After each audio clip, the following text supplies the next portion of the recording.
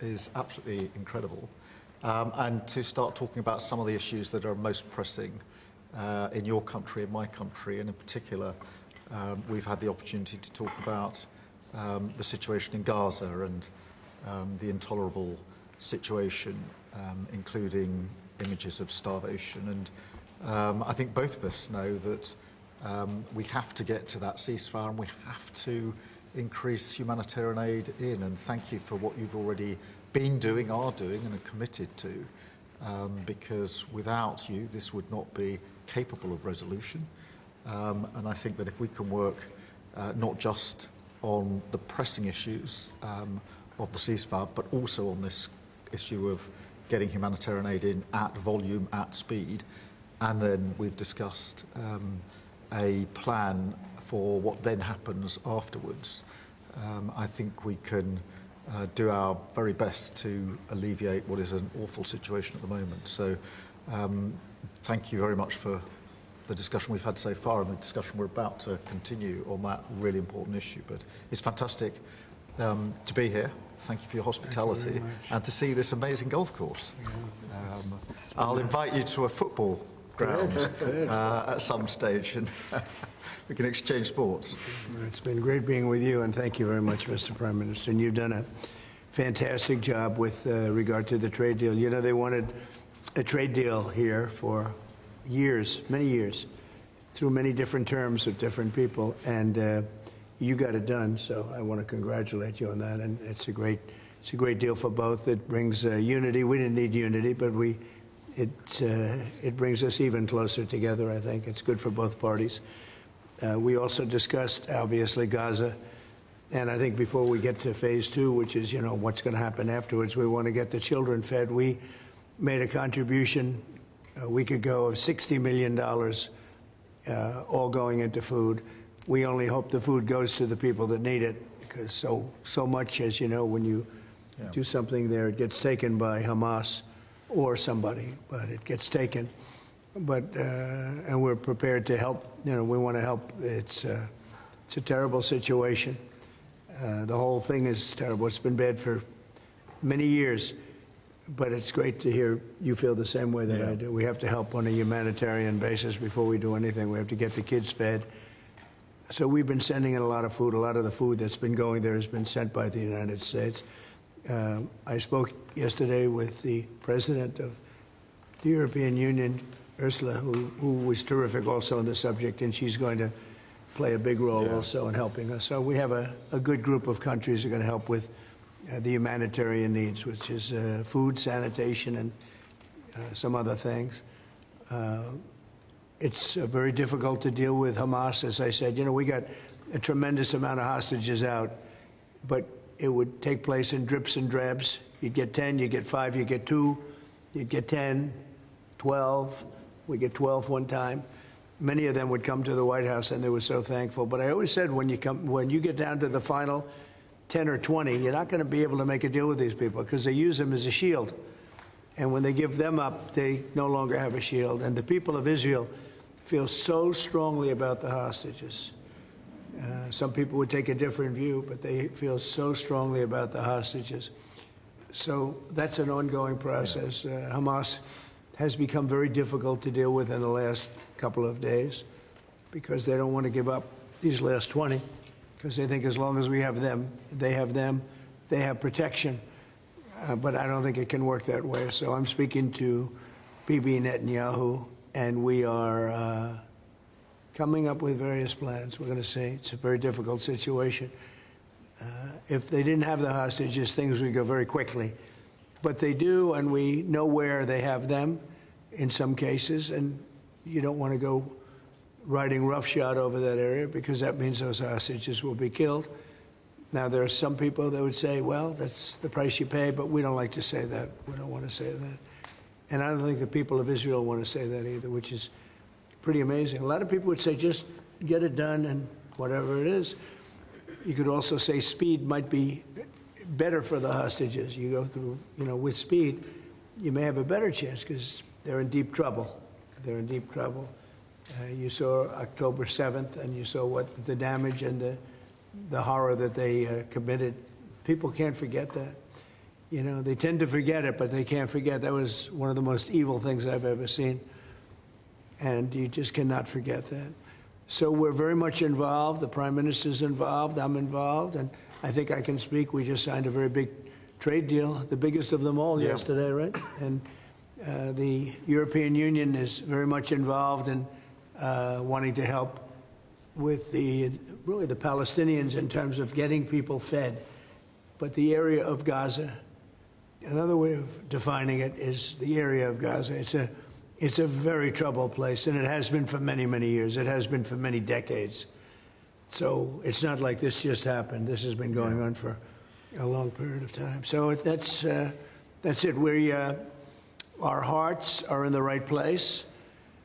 We have some good news because the recent war that you just saw, they just announced, I see, the newest of the 5, now this would be 6 that we've stopped. I've stopped 6 wars in the last, I'm averaging about a war a month, but the last 3 were very close together. India and Pakistan and a lot of them. Congo was just, and Rwanda was just done. But you probably know, I won't go into it very much because I don't know the final numbers yet. I don't know. Numerous people were killed, and I was dealing with 2 countries that we get along with very well, very different countries from certain standpoints. They've been fighting for 500 years, intermittently, and we solved that war. You probably saw it just came out over the wire, so we solved it through trade. I said, I don't want to trade with anybody that's killing each other, so we just got that one solved. And I'm going to call the 2 prime ministers who I got along with very, very well and speak to them right after this meeting and congratulate them. But it was an honor to be involved, and that was going to be a very nasty war. Those wars have been very, very nasty. So we've done a lot of good work. We've had great support from the Prime Minister anytime we needed help, anytime we needed any form of support. You've been there. We appreciate it very much. And we're going to continue onward. We do have to take care of the humanitarian needs on what they used to call the Gaza Strip. You don't hear that line too much anymore. You don't hear the Gaza Strip. But it is the Gaza Strip. And it's amazing that it's not being handled a little bit differently. We're going to set up food centers, and we're going to do it in conjunction with some very good people, and we're going to supply funds. And we just took in trillions of dollars. We got a lot of money, and we're going to spend a little money on some food.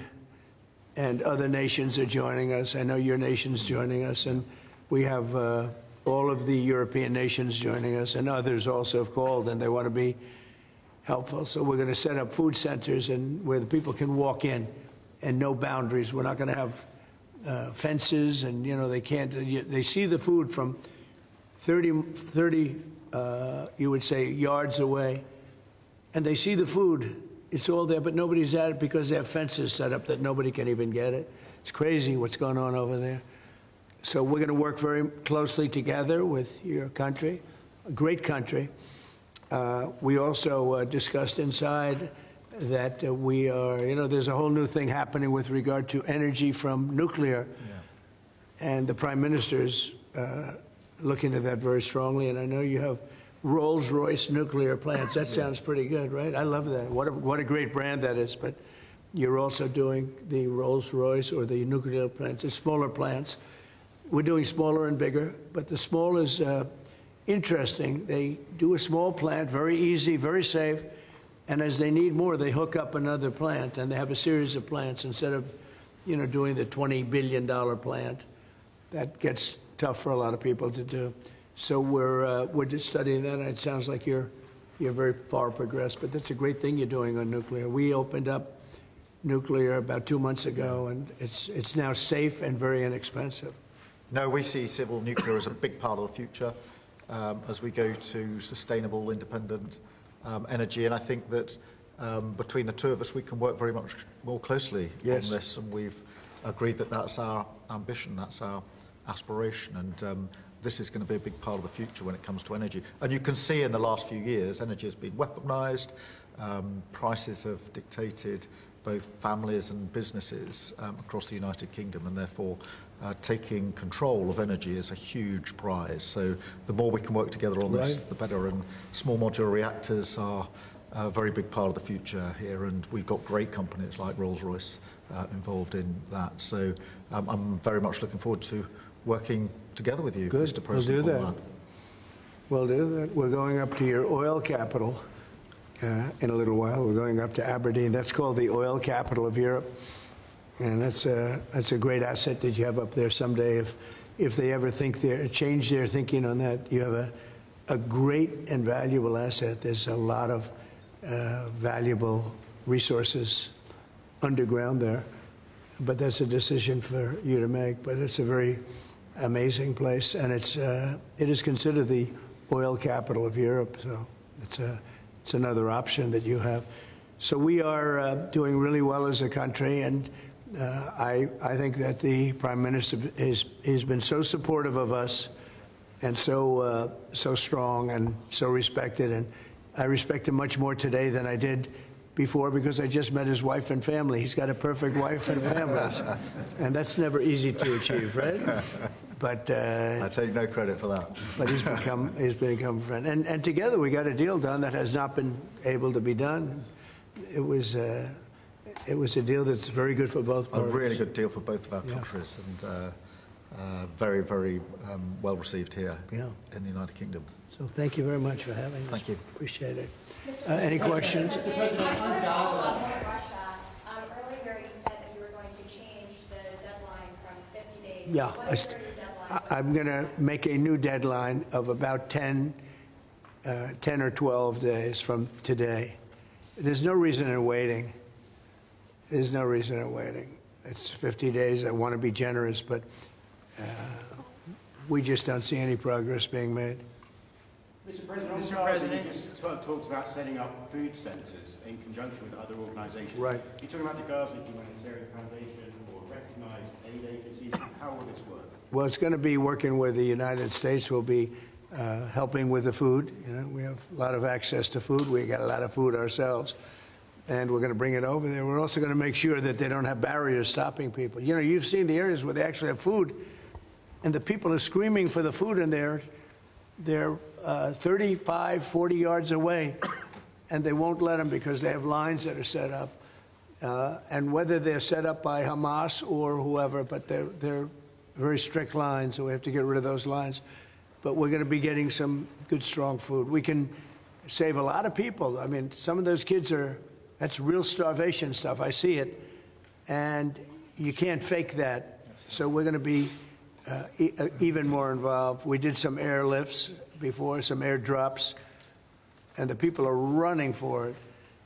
And the Prime Minister is going to help us. They're very effective with that. You've done that before, and for many, they've done that for 100 years very well. So it's not very hard to do, actually. Yes. President, you say you love Scotland. You're the most Scottish president ever in the White House. Is there a better deal to be done for Scotland, for Scottish industry, in the deal that you've done with the Prime Minister? Whisky, for example. Well, I have great love for Scotland. You know, my mother loved Scotland, and she loved the Queen. I don't know, I might hurt myself by saying that the monarchists are going to like it. Some other people, but she loved the Queen. Whenever the Queen was on television, she wanted to watch. And she would come back religiously. She'd come back to Scotland once a year with my sister Marianne, primarily, and sometimes my sister Elizabeth also. But they loved this part of the world. And, you know, we're talking about the Isle of Lewis. We're talking about serious Scotland. That's serious Scotland. There was no doubt about it. So, yeah, it gives me a feeling, you know, it's different. You go to another country, you have no relationship to it. You get to like maybe the head of the country or something. But it's different when your mother was born here, Stornoway, right in Stornoway, a beautiful little place. Is there a better deal to be done for Scotland, for whisky, for example? Because of your love of Scotland, is there a better trade deal to be done for Scottish businesses like whisky? Well, I assume when we do our trade deal overall, a lot of it comes to Scotland, I hope. Maybe all of it should go to It's Scotland. a very good deal for the whole United Kingdom, and we're already achieved great things under the deal, and we'll achieve even more as we work together. A lot of it is going to Scotland. I mean, I do know that, but I mean, we're dealing with the UK, but a lot of it comes to Scotland. And you know, I was very particular. This is a part of the world I want to see thrive. It's going to thrive. Mr. President, back to Gaza. You talk about Hamas stealing food and stealing aid. What responsibility does Israel have for limiting aid to the region? And if I could ask a follow-up to the Prime Minister, what pressure can be put on Israel? Is that something that you and the United States could work on together? Israel has a lot of responsibility. They're hampered by the fact that you still have 20 hostages or so. And the people of Israel are very concerned about the 20 hostages. It's very interesting. You could say they could be more concerned about retribution than the 20 hostages, but they really want the 20 hostages to survive and live to make it. You know, many of the hostages came to my office in the Oval Office, and I was amazed by, I would ask them the question, was there any sign of love? Was there any sign of, when you were a hostage and you have all of these people from Hamas around you, sometimes 100, sometimes 10, sometimes 2, but you're a hostage and you're being stored in a pipe. It's not even really, you know, a cave, or it's a pipe, a little pipe. And some said they didn't think they were going to make it because they were losing air. There wasn't enough air, and they'd open up the pipe just in time, but they didn't do it on purpose. They just happened to open it. They got lucky. But I said, did they ever wink at you and say, like, don't worry, you're going to be okay? Did they ever give you some extra food, even if it was a piece of bread? Did they ever give you anything during that time? And some were there for 400 or 500 days now, right? It's a long time, a year and a half, more than that. And not one person said there was any love from anybody. You know, in other words, you have hundreds of people, and you see it in the movies where somebody's a prisoner and somebody's helping. You even see it with Germany, where people would be let into a house and live in an attic in secret. You know, you'd see signs of some. I said, did you see anything like, did they wink at you? Did they say, don't worry, you're going to be okay? I never received, I ask that question all the time. I've never received one answer that said, yeah, they really wanted to help. No, the hatred is just incredible. But certainly access to food issue, and what more can Israel do? Well, I think Israel can do a lot. I will say that Iran, I think, interjected themselves in this last negotiation. Can you imagine the beating they took? We wiped out their nuclear possibilities. They can start again. If they do, we'll wipe it out faster than you can wave your finger at it. We'll have to do that. We will do that gladly, openly and gladly. They've been saying, Iran's been sending out bad signals, I'll tell you. For a country that just got wiped out, they've been sending very bad signals, very nasty signals. And they shouldn't be doing that. They shouldn't be doing that. They were talking about things that they shouldn't be talking about. They were interviewed on a recent show, and the foreign minister saying things that he shouldn't be talking about, shouldn't be saying. And I think they got involved in this negotiation, telling Hamas and giving Hamas signals and orders, and that's not good. That's not good. Yeah, I would say, look, we need to get the hostages out. They've been held for a very, very long time, and we must always start from there. But also recognise the situation on the ground in Gaza is absolutely intolerable, and I think that certainly speaking for the British public and myself, seeing those images of starving children in particular are revolting. And there's a sense of revulsion in the British public at what they're seeing. And they know, and we know, that humanitarian aid needs to get in at speed, at volume. Yes, some can be airdropped, and we're working with others, with the US, with Jordan, on that. But the trucks need to get in, because that's the only way you can get the volume in. And we do thank the President for the work he's done to try to get to a ceasefire, which we desperately need, but also to put aid in to the region. There needs to be much more of that. We need to galvanise other countries in support of getting that aid in. And yes, that does involve putting pressure on Israel, because this is a humanitarian catastrophe now. We also need to look beyond that situation to what then happens in the event of a ceasefire, which is desperately needed. And that's why I'm really pleased that we're having a discussion about what a peace plan would look like after that, the component parts of that. And we have to be really clear at this point that Hamas can play absolutely no part in any future governance in Palestine and and in Gaza. And it's really important that we're clear about what triggered this, who took the hostages, and calling out Hamas for what they are, which is a terrorist organisation. But I think today the focus has to be on getting that humanitarian aid in. Will the UK avoid your pharmaceutical tariffs, and will it happen before August the 1st? Well, we'll be announcing on pharmaceuticals sometime in the very near future. We have a very big plan on pharmaceuticals. We want to bring a lot of the pharmaceuticals back to America, where they should be. If you look at COVID, it sort of taught us a lesson. We were getting our pharmaceuticals from other countries. We almost didn't make any. We used to make them ourselves, and we're going to want to be making a lot of them ourselves, all of them in a sense. But you also have a good pharmaceutical business. We'll be dealing with you on pharmaceuticals also. And we certainly feel a lot better with your country working on pharmaceuticals for America than some of the other countries that were with the relationship we have. You would not use that as a cudgel. You wouldn't be using it as a block. But we're going to be announcing sometime very soon, I think, pharmaceuticals are our whole thing. And the companies know. And drug prices are going to be coming down very substantially in the U.S., very, very substantially. And that'll happen very soon. Mr. President, we can all sense your frustration. No, go ahead. Vladimir Putin. Hold it. We can all sense your frustration with Vladimir Putin. Yeah. Do you think he's been lying to you about his intentions? Well, I don't want to use the word lying. All I know is we'd have a good talk, and it seemed on, let's say, 3 occasions, it seemed that we were going to have a ceasefire and maybe peace, and you divide it up and you do whatever you have to do, that obviously to get to the end. And all of a sudden, missiles are flying into Kiev and other places. And I say, what's that all about? I spoke to him 3-4 hours ago, and it looked like we were on our way, and then I'd say, forget it, and I'm not going to talk anymore. You know, this has happened on too many occasions, and I don't like it. I don't like it. Successful social media sites. There are new powers here to censor your site, state mandates. To censor my site? To censor your site. You mean Truth? And Facebook. Truth Social? I mean Truth. Is that okay? Well, I don't think he's going to censor my site because I say only good things. Will you please uncensor my site? Yeah, we're not censoring anyone.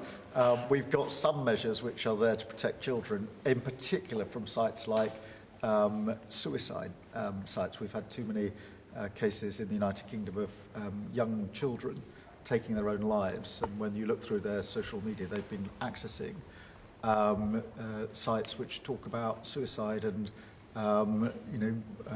encouraging, if you like, children down that road, and that is what we want to stop. Nothing about censoring free speech. But this country is the proud free speech in this country has been for a very long time. We're very, very proud of it.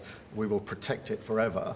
But at the same time, I personally feel very strongly that we should protect our young teenagers, and that's what it usually is, from things like suicide sites.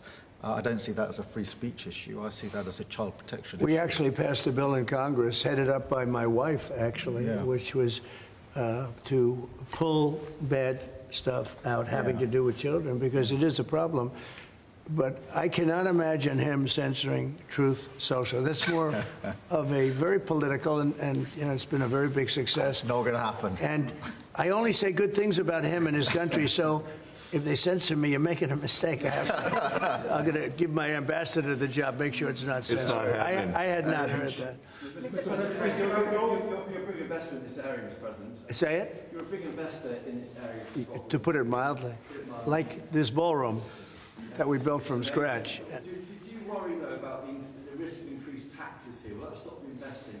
And do you have a message last night on the soccer to the English Lionesses who won the European trophy?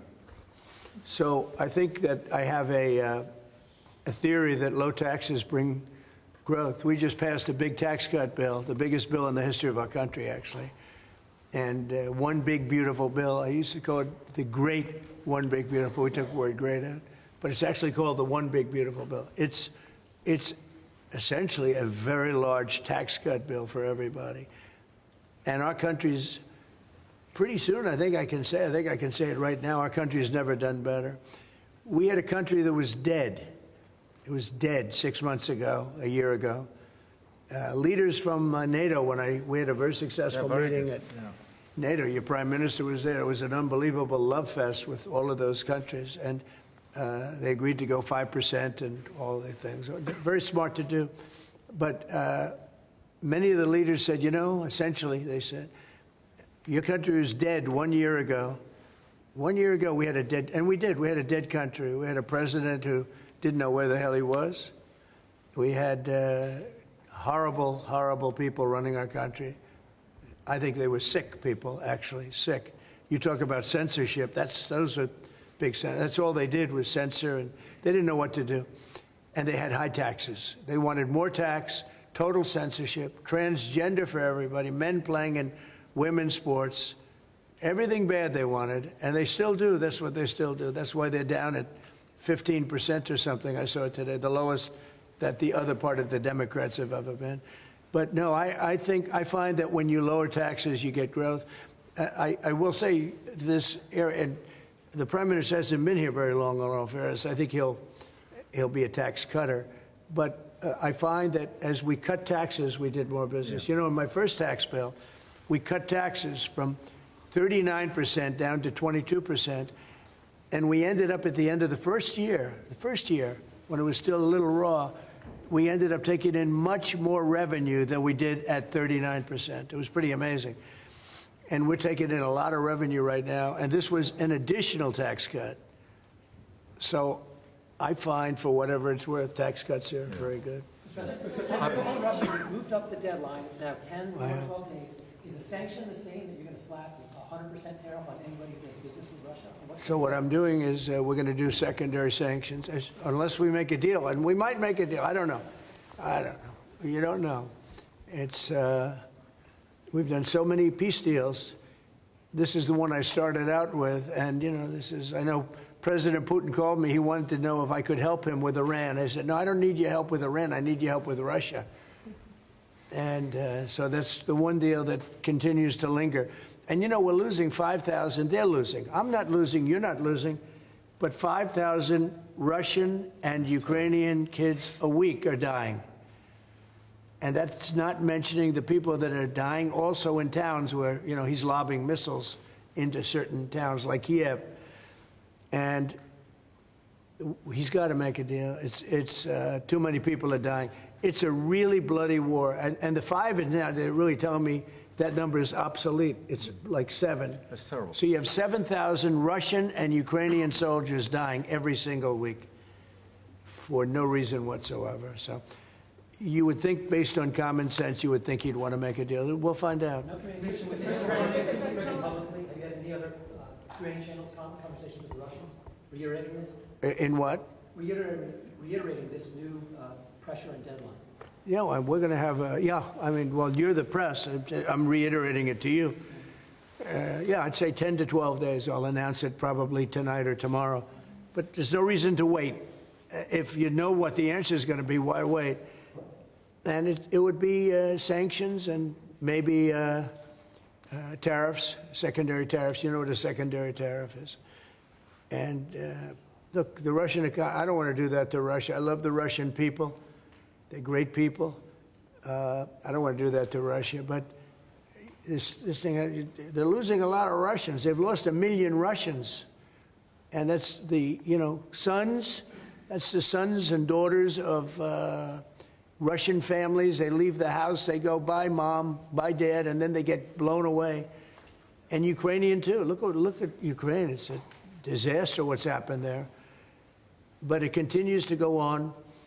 As you know, we made a deal where the European Union is essentially involved, but it's NATO, and we're supplying weapons to NATO. NATO's now paying, because the United States, because of Biden's in for $350 billion, the European nations are in for about $100 billion. Should be the opposite way, by the way.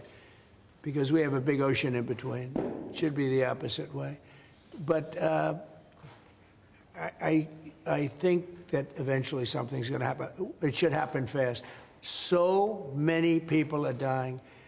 You know, when I settled out with Congo and Rwanda, they lost almost 8 million people. And it just made so much sense. And if I didn't get involved, they wouldn't have done it. They weren't even thinking about settling it. It was just going on forever. And nobody could go into those territories because they'd get killed. They'd get killed. And now they have I hear it's a whole different ballgame. We settled it. This is one that should be settled. Russia, Ukraine. This is one that really should be settled. Mr. President, Scotland's First Minister has today set out his plans for a second referendum on Scottish independence. Can I get your reaction to that as someone with deep ties to Scotland?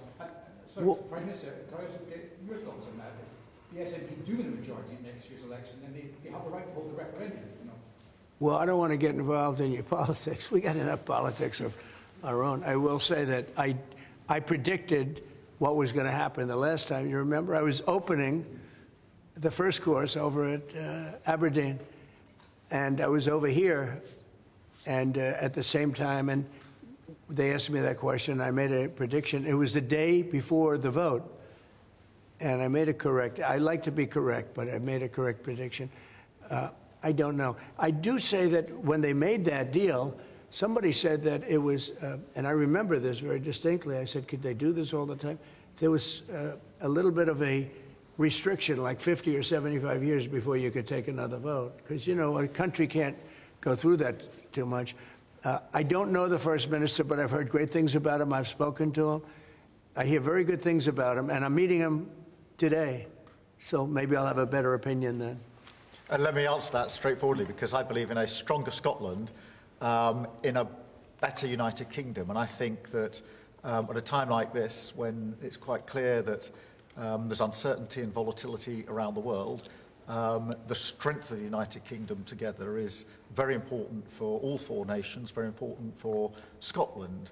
And that should be our priority, that should be our focus, not on the politics, which feels like the politics of yesteryear now, at a time like this. And I think that you know, the First Minister should probably focus more on his delivery in Scotland than on his constitutional issues, and we might have a better health service in Scotland. But at a time like this, I think the United Kingdom is always stronger as four nations. I think that's better for all four nations. I think that's how Scotland is stronger.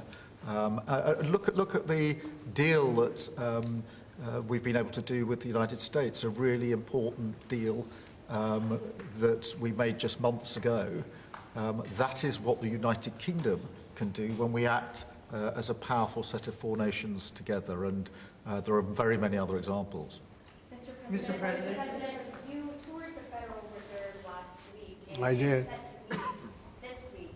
Do you think your visit has inspired a potential rate cut, or how do you see things shaping out this week? Well, it's interesting. I did tour it. I toured the building. And if you looked at this building, if you came here like 14, 15 years ago, we've had it a long time. It's been an honor to have Turnberry.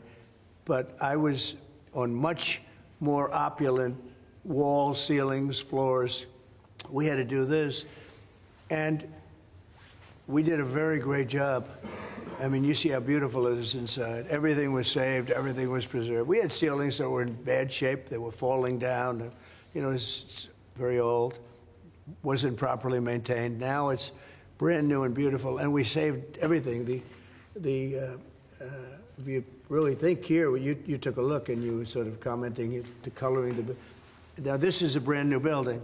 But if you look outside, it's equally opulent and beautiful. And we didn't do that by spending, you know, hundreds of millions of dollars in surrounding a railing underneath an area that you're painting. I mean, I've never seen anything like it. Brand new, beautiful plywood, very expensive, wrapped around a figurine or a railing to preserve it. But you don't have to do that. You can just wrap a cloth, they call it a blanket, and you don't even have to do that if you're careful when you're doing the ceiling. but I don't know what they did. They'd take down a ceiling and put up a new ceiling, and the new ceiling had no opulence to it. Or they'd fix the ceiling. But I would say that all I need is a good plaster and a can of paint. And, you know, they spent $3.9 billion. And I spent a lot of money, too, but it's I'd say 3.8 billion less, you know, meaning I spent probably $100 million making this place incredible. And you were saying a lot of that was local trades. I used local We were trades. looking at the windows, I think, in the next room. I had local trades do a lot of this. We have the most opulent windows next door, and I had a choice. Do I take them out? And, you know, they've suffered through 125 years of storms. You have very big storms in this area. When you have a storm, you have a storm. We do it properly. And they made it, barely, but they were in bad shape. So I had some local people come up, and we looked at them. You have some great craftsmen here, I think is what you're getting at. And they said, sir, honestly, they've had it. We can copy it and do it much better. And they did. If you take a look at the windows in the various dining rooms, they're magnificent. And they're new, and they're much better looking than what was there. Same exact look, other than a much higher quality. And they're local people. I used a lot of your local people. You have really great local tradesmen here, yes? But do you foresee a rate cut this week? Do you expect A rate cut? Yeah, Meaning a tax cut? No. Do you expect the Fed to cut rates this week? Oh, I think he has to. You had 11 cuts, you know? In Europe, they had 11 cuts. In other places, they had 10 or 11 cuts. And we had none, but I'm not going to say anything bad. You know, we're doing so well, even without the rate cut. With the rate cut, it would be better. It affects our housing a little bit. Look, we should be 3 points lower. Each point is $360 billion. Can you imagine that? That's big numbers. Each point, 1 point of cut, is the equivalent of $360 billion in savings. That's big stuff, you know. Those are big numbers in the U.S. Everything's big. He should cut. A smart person would cut. You know, he leaves very soon, so it's like one of those things. But I'll miss him greatly. I'll miss him. Turnberry, if I may, have you or will you enlist the Prime Minister in your effort to bring the open back to Turnberry? And Prime Minister, you described this beautiful course. Do you agree with the President that it's time to bring the open back to Turnberry? Well, as you know, that's not a matter directly for me. That's for the sporting authorities. But look, I mean, it is the first time I've been here. It's absolutely magnificent, both inside and out, and looking at the courses itself and the building. It's incredible. But the decision on the Open is not a decision for me, as you'll understand. I should just pick up on the earlier question, because I, for one, will say congratulations to the Lionesses. Last night, our women's football team won the Euros, well, defended the Euros, I should say. It's a big story. Which was a really big success, and the mental and physical resilience that they showed was quite incredible. So it's a big deal. There's a lot of bunting out today and tomorrow to celebrate them bringing that cup home. Did you get the chance to do any planning for the upcoming state visit? And I mean, how is that going to work? Where would you stay? And anything about this? Well, I'm looking forward to it. It's never been done before, twice. We had our original at Buckingham Palace, and now I guess we're going to Windsor. And it's never been done, and I'm a big fan of King Charles. I've known him for quite a while. He's a great guy, a great person. He looks really well to me. He looks great. So we look forward to coming over. It's going to be... It was one of the most beautiful evenings I've ever seen.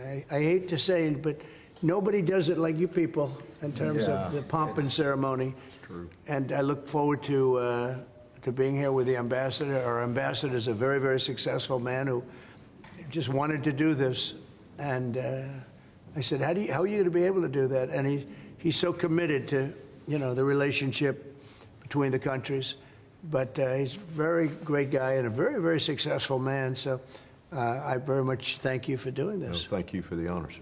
Mr. President, will you state visit when you go to London, or are you worried it's no longer about this? About what? Will you visit London during the state visit? I will. I'm not a fan of your mayor. Why not? I think he's done a terrible job. The mayor of London.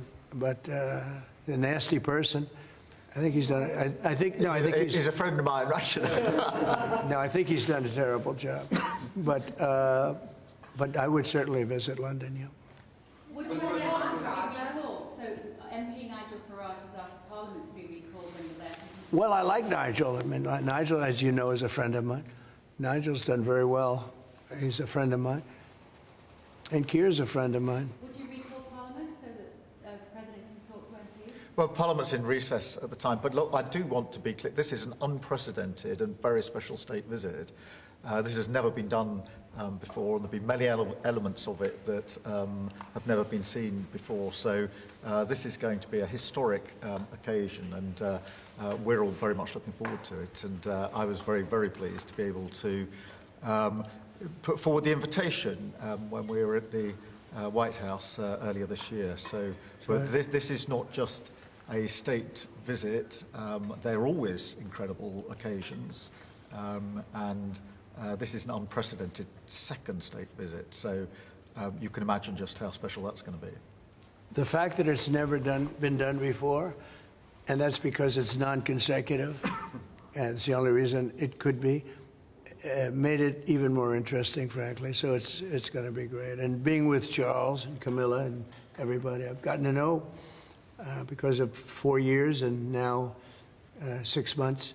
I've gotten to know a lot of the family members. They're great people.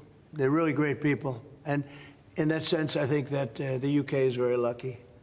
You could have people that weren't great people. I don't know if I'd say that, but you could have people that weren't. But we're very lucky to have our royal family. They're absolutely fantastic. So we really look forward to that. As far as Parliament, if he wants me to speak in Parliament, I'll do it.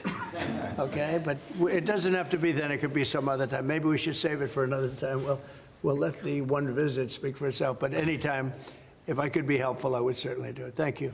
Mr. President, with the EU deal, what alternatives are you considering to get the hostages out if there's no ceasefire? Well, there are a couple of alternatives. Some are pretty strong, but the most sensible alternative is talk and negotiation. But I said a long time ago, at a certain point, they're not going to be talking because they're going to lose their shield. The hostages are a shield for them. They did horrible things on October 7th, and the hostages are a shield. And I said, you know, you're going to get down a number, and the number's going to be at a point where you're not going to be able to get them back unless you're going to be very energetic, or to put it a different way, unless you're going to be very ruthless and violent. It's a bad situation to be in, very bad. Mr. President, with the EU deal last night, you talked during the campaign about President Putin respecting you and helping you have a relationship with him. Do you still feel that way, that he respects you, considering the conversations you've had that have been really nice? Yeah. I've always gotten along with President Putin. I have had a great relationship with him. And he went through the Russia hugs, too. You know, I mean, it was, we used to talk about it. We used to say, you know, it's too bad we really can't do anything between our country. Because if we did, they'd say, oh, it's, you know, some. Look, I was tough on Putin because I was the one that closed up Nord Stream, and Biden came along and opened it up. I was very tough on Putin in one way, but we got along very well. And I never really thought this would happen. I thought we'd be able to negotiate something out. And maybe that'll still happen, but it's very late down the process. So I'm disappointed. And, you know, the funny thing is that their economy isn't that big, and it's having a hard time right now. But it's a relatively small economy. A strong military, but strong economy. And it used to be a strong economy. Now it's not. He's going through a lot. Economically, it's not easy. But it's pretty small, you know, compared to that magnificent size of that land. The land is massive. It's got, I guess, 9 time zones or something. It's a massive piece of land. Russia could be so rich. It could be so rich. It could be thriving like practically no other country. And they're holding that back because we can't. He wants to do trade deals with us. He talks about it all the time. He wanted to. And I envision that, a lot of trade with Russia. They have a lot of valuable things. When you talk about rare earth, they have serious rare earth, right? They have just about every form you can have. So You know, Russia could be so rich right now. Instead, they spend all their money on war. They spend everything on war and killing people, and it doesn't make sense to me. I thought he would want to end this thing quickly. I really felt it was going to end, but every time I think it's going to end, he kills people. Could a meeting help, and are you considering it? Has been proposed? I don't know. I'm not, you know, I'm not so interested in talking anymore. He talks, we have such nice conversations, such respectful and nice conversations, and then people die the following night with a missile going into a town and hitting, I mean, recently, I guess, the nursing home, but they hit other things. Whatever they hit, people die. So, I don't know. We'll see what happens. We've just had a sense of your differences in political persuasion when Nigel Farage and Sadiq Khan came up in conversation. I wonder if you have any advice, either of you, for a very divided, polarized world on how you make your relationship. Not differences, yeah. Not differences. I happen to like both men. I like this man a lot, and I like Nigel. And, you know, I don't know the politics over here. I don't know where they stand. I would say one is slightly liberal, not that liberal, slightly, and the other one is slightly conservative. But they're both good men. Mr. President, Well, look, I mean, we like each other, we respect each other, we get on, and we've both got a great love of our countries, of our families, and therefore there's a huge amount that we have already achieved, actually, together, and will achieve as we go forward, leading our respective countries, and of course the relationship between our countries. Donald, we were talking about this morning. That whether it's defence, security, intelligence sharing, it's a close, historic relationship. We have fought together in the past. We've always stood together. And I, for one, am very pleased that we've got such a good personal relationship between us. And I think it just shows that even if you come from different political perspectives, different backgrounds, actually there's a huge amount of common ground when it comes to what is in the best interests of our two great countries, and they are two great countries. And I think that because we focus on what's best for our countries, we get along very well, and I'm very pleased that that's the case. Mr. President. Well, I do know he wants to cut taxes as much as he can, and you know, politics is pretty simple. It's I assume there's a thing going on between you and Nigel, and it's okay. You know, it's two parties, but generally speaking, the one who cuts taxes the most, the one who gives you the lowest energy prices and the best kind of energy, the one that keeps you out of wars. He's kept you out of wars, but the one that keeps you out of wars. You know, you have a few basics, and you can go back 1,000 years, 1,000,000 years, whoever does these things. But low taxes, keep us safe, keep us out of wars, no crime, stop the crime, and in your case, a big immigration component. You know, because I know that your attitude has become strong on immigration, strong on the toughness of immigration. But I think whoever's going to be, I think I won because we had a lousy president, to be honest with you. We had an incompetent president. But I won because I was very strong on immigration. Now, we had inflation. We had sort of a bad economy with this guy. We had a lot of problems, but I focused on immigration more than I did anything else. And I think I won because of immigration. I think I won because of the border. I had a bad border where millions of people were coming in to our country illegally. And as you know, in last month, 0 people came into our country illegally, 0. So we went from a bad, incompetently run border to the most competently run border that anybody's ever seen. Prime Minister, the President makes it look easy dealing with illegal migration. You must be envious of his record in such a short period. Well, I think we've been discussing illegal migration is a huge issue in both of our countries. In the United Kingdom, it is a real cause for concern, and that's why we must bear down on it in all its aspects, upstream, across Europe, where a lot of ours comes into through northern France, across the Channel, working with our allies, with our colleagues, to break the gangs that are actually running this trade, but equally being very strong that when people have arrived in this country who've got no right to be here, then we should be removing them to their own country, and that's why I'm really pleased that we've been able to focus on this very intensely and get 35,000 people out of the United Kingdom who had no right to be here, because the message has to be you can't make your way to the United Kingdom.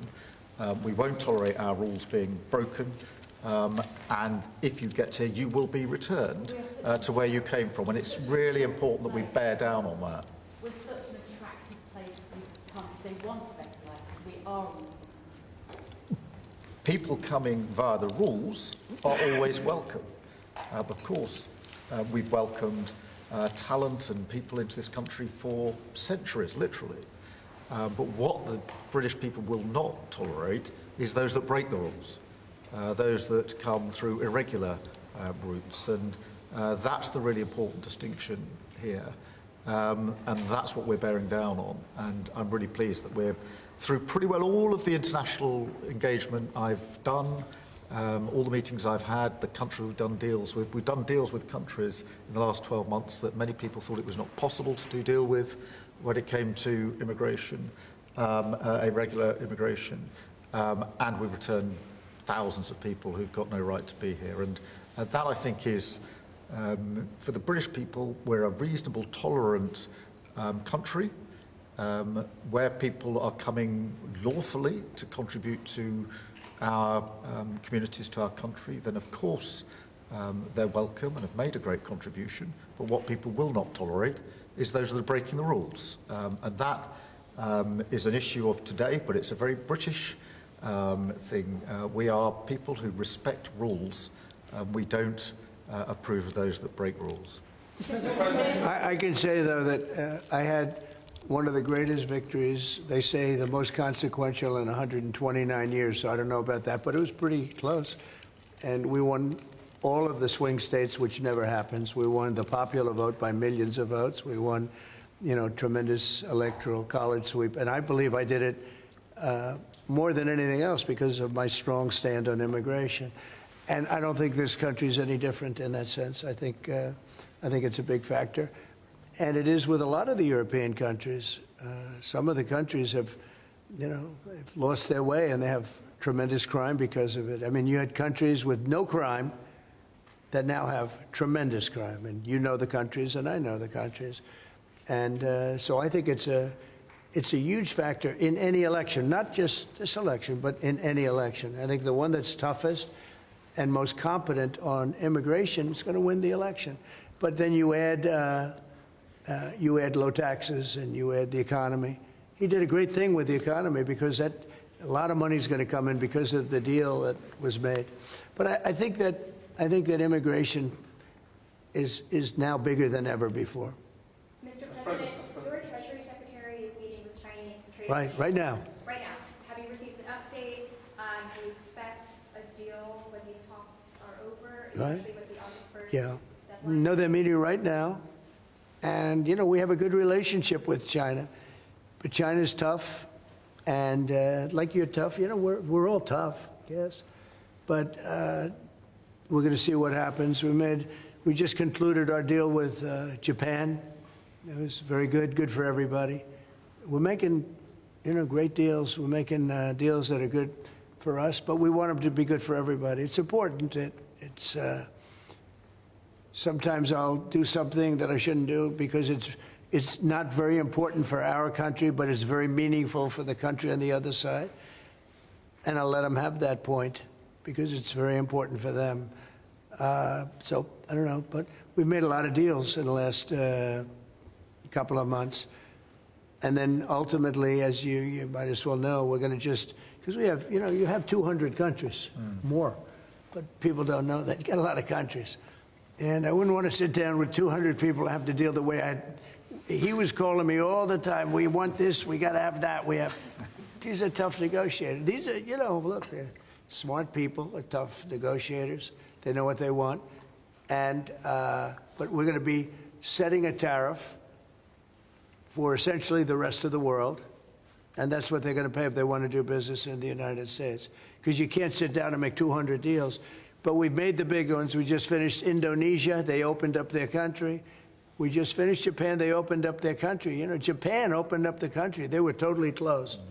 They opened it up to our cars, even to rice. Rice was a big deal. They would never take anybody else's rice. They'd take in rice. But they opened up their country. Philippines, we just finished. They opened up their country. They were very closed.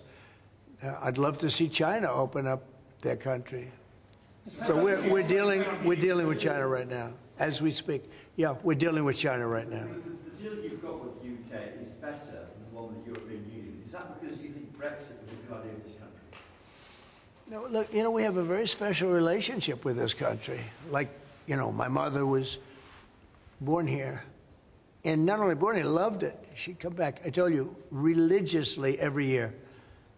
And she'd go up to Stornoway and see her relatives. But she loved the country. Yeah, that probably has, it always has an impact. Always has an impact. But, you know, Germany has a new leader, and I think he's terrific. I think you like him too. Yeah, I think he's terrific. My father was born in Germany. Or his parents were just out.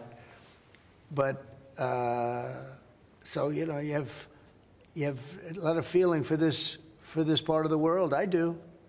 I want to see this part of the world do well. Germany, Scotland, the UK. I want this part of the world to do well. All of the nations. You know, you do feel a certain, you have a feeling, a warm feeling toward a part when your parents are born essentially here. And I think maybe it's slightly different.Maybe it's not. I don't know. But maybe it's slightly different. Mr. President, the President completely rule out a pardon for Ghislaine Maxwell when you landed. Is that something you would ever consider, and why? Pardon for who? For Ghislaine Maxwell. Well, I'm allowed to give her a pardon, but nobody's approached me with it. Nobody's asked me about it. It's in the news about that aspect of it, but right now it would be inappropriate to talk about it. So, Mr. President, your opposition to offshore wind is well known. In Scotland, wind is a disaster. But in Scotland and across the UK, wind farms. I know, it's a shame. It's not his fault. I used to tell Alex Salmond. Have you spoken to the Prime Minister, and will you speak to the First? Well, all I can do is give my way. Look, wind is the most expensive form of energy, and it destroys the beauty of your fields and your plains and your waterways. And look out there. There's no windmills, but if you look in another direction, you see windmills. When we go to Aberdeen, you'll see some of the ugliest windmills you've ever seen. They're the height of a 50-story building. And you can take 1,000 times more energy out of a hole in the ground this big. This big. It's called oil and gas. And you have it there, the North Sea. This big, that nobody would even see. You can take 1,000 times more power, because the wind is intermittent, it doesn't work, it's extremely expensive. All the windmills are made in China. They used to be Germany and China, now they're mostly in China. They all come out of China. They say that the blades, which are carbon fiber, you can't bury. Oh, okay, you can't bury. What are you going to do, dump them in the ocean someplace? Because they only last a certain period of time. And remember, a windmill has a life of 8 years, especially when they're out in the salty sea, and they start to rot and to rust. You're going to have to replace them. It's very hard to replace them. Wind needs massive subsidy. And you are paying in Scotland and in UK and all over the place where they have massive subsidies to have these ugly monsters all over the place. So I've restricted windmills in the United States. Now, a couple, we have, you know, the poor, stupid people at the beginning, they approved them. So they have their full approvals.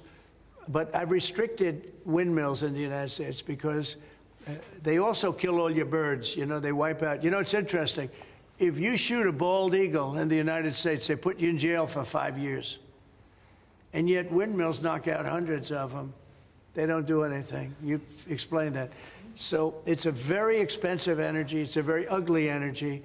And we won't allow it in the United States. So we believe in a mix, and obviously oil and gas is going to be with us for a very long time, and that'll be part of the mix. but also wind, solar, increasingly nuclear, which is what we've been discussing this morning, civil nuclear as we go forward.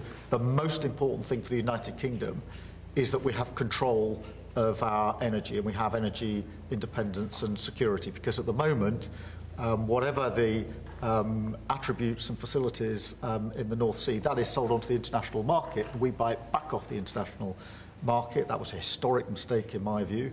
But what we need is a mix so that we get the energy security that we need for the future, and that's the focus of everything that we're doing. But what we have discussed today is that the energy prices are too high, which is why we recently took measures to reduce the energy prices, particularly for energy-intensive businesses. But in the long run, the only way to reduce your energy prices is to take control of your energy, and that's what we're doing, taking control of our energy. Mr. President, our King Charles, who you are a great friend of, is a big fan of eco-projects, windmills, as you call them. Is he wrong? So King Charles is an environmentalist, I will tell you. And I say that in a positive way, not a negative way.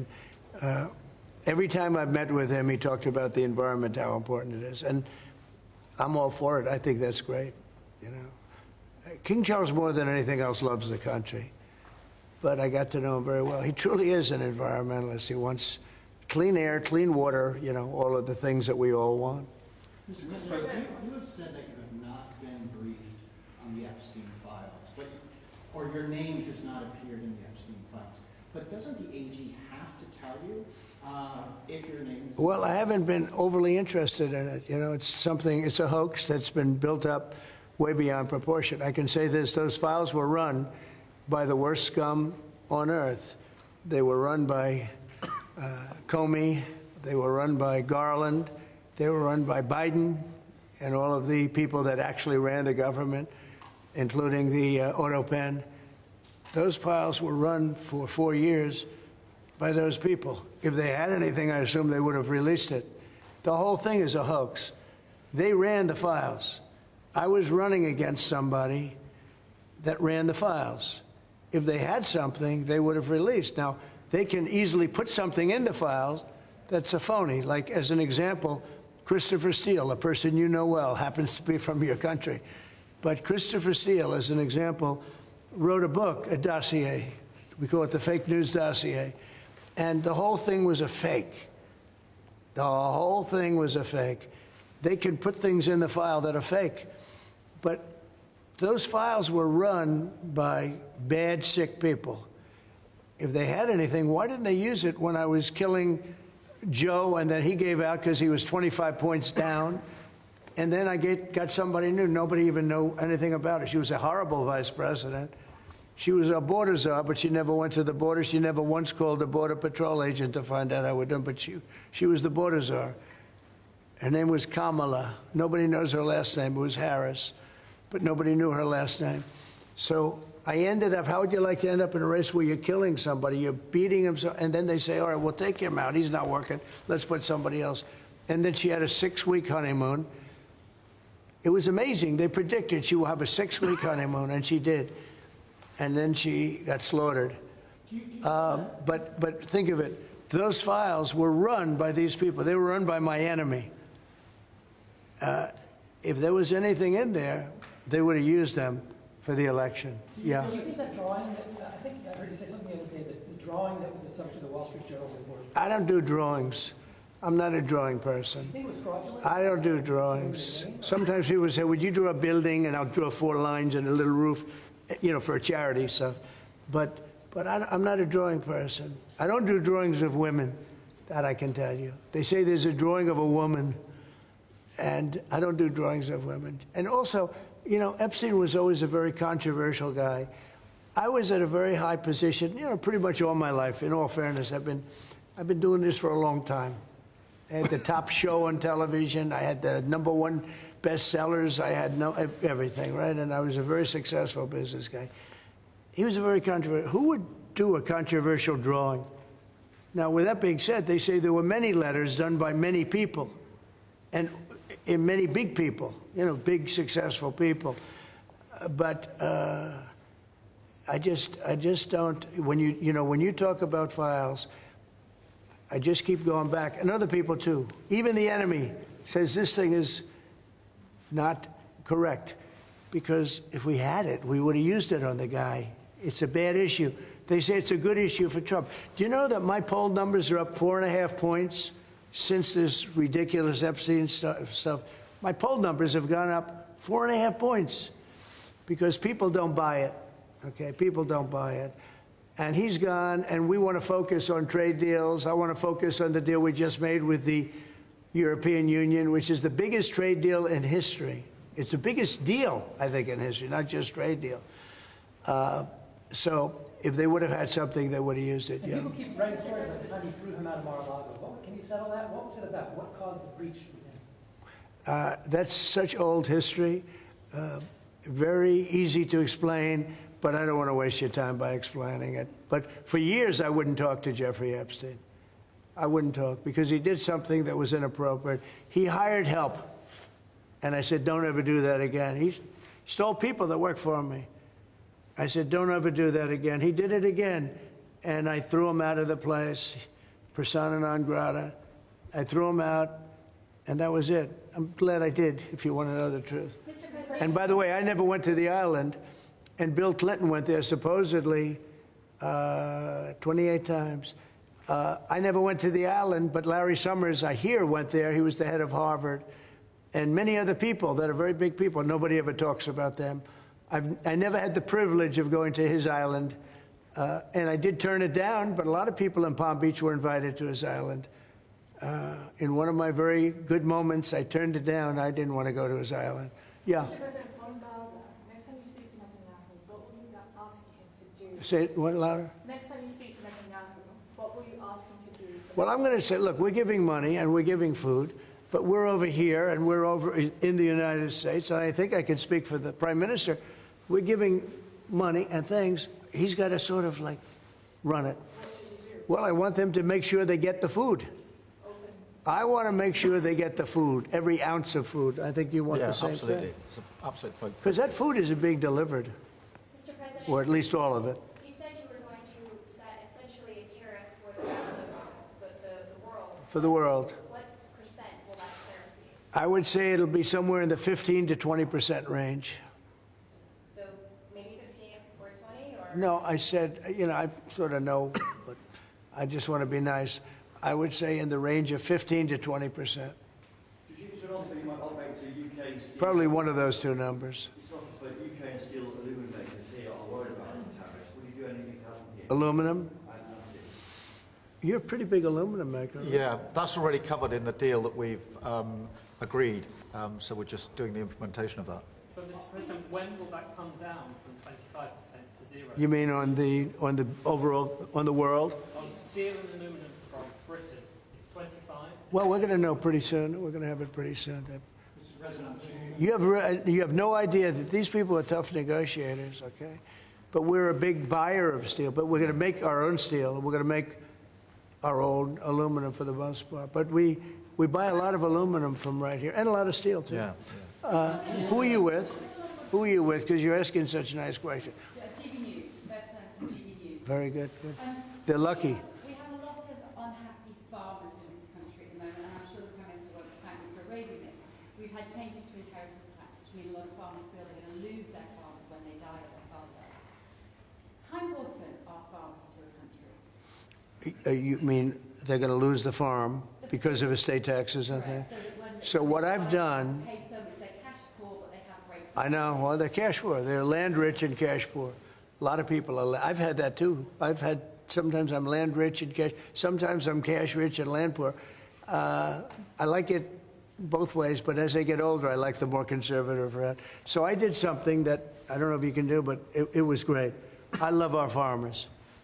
As you know, in our tax bill, we have a clause that's very important. We were losing a lot of farms to the banks because a loving mother and father would die and left their farm to their children or their child, but their children, their family.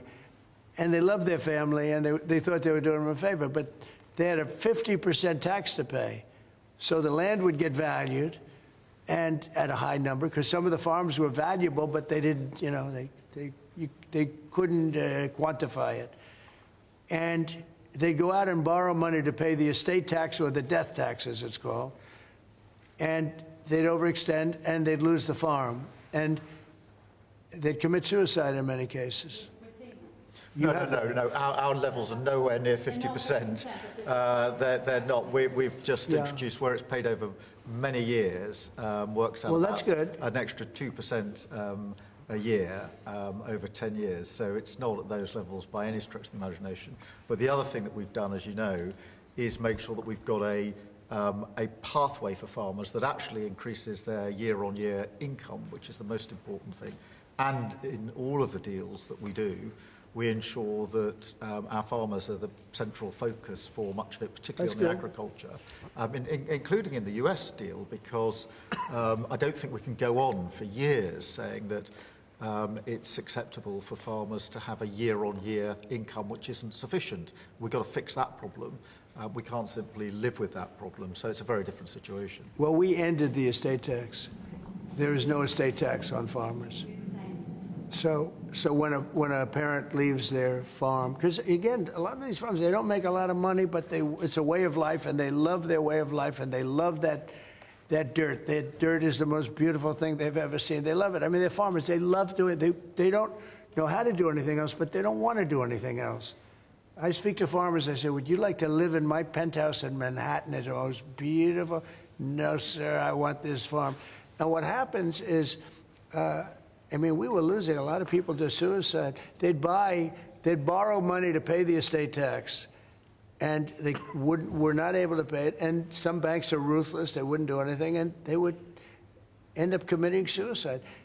We have totally ended the estate tax in those situations, so there's no estate tax. So when a parent leaves the farm to the kids, they don't have to worry about their local, possibly unfriendly banker coming in and stealing their farm. Migration, one of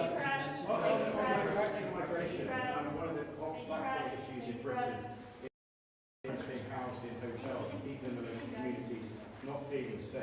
Is that an appropriate place to house migrants? I don't like anything about it. They shouldn't be allowed in. Anybody illegally should not be allowed in the country. Thank you all very much. Thank you.